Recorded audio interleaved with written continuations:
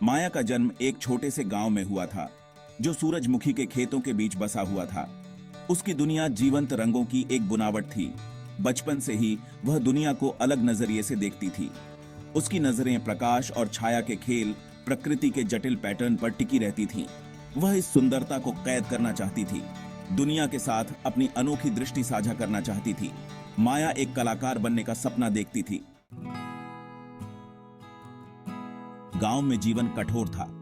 गरीबी ने माया के सपनों पर एक लंबी छाया डाली।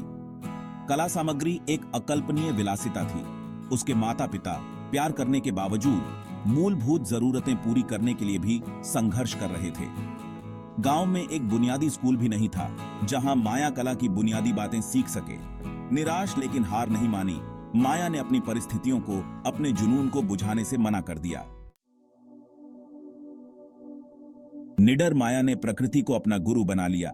उसने गांव के चूल्हे से लकड़ी का कोयला लेकर कागज के टुकड़ों पर चित्र बनाना शुरू कर दिया। उसका कैनवास उसके घर की मिट्टी की दीवारें, उसके पैरों के नीचे की जमीन बन गई। मिट्टी रंग में बदल गई, टहनियां ब्रश में। माया की रचनात्मकता फली फूली, जो उसकी अटूट भावना और उसके परिवेश की उदारता से भर गई। एक दिन एक प्रसिद्ध कलाकार माया के गांव आया। प्रोफेसर अमित माया की अपरंपरागत कलाकृति में स्पष्ट रूप से दिखाई देने वाली कच्ची प्रतिभा से मंत्रमुग्ध हो गए। उसकी क्षमता को पहचानते हुए वह उसका गुरु बन गया। उसने उसका मार्गदर्शन किया, उसकी प्राकृतिक क्षमताओं का पोषण किया और उसे बहुत आवश्यक कला सामग्री प्रदान की। उनके मार्गदर्शन में माया की प्रतिभा फली फूली। वर्षों की कड़ी मेहनत और अटूट समर्पण ने माया को प्रतिष्ठित कला विद्यालयों तक पहुंचाया। उसने नई तकनीकें सीखीं, अनुभवी कलाकारों के मार्गदर्शन में उसके कौशल में सुधार हुआ।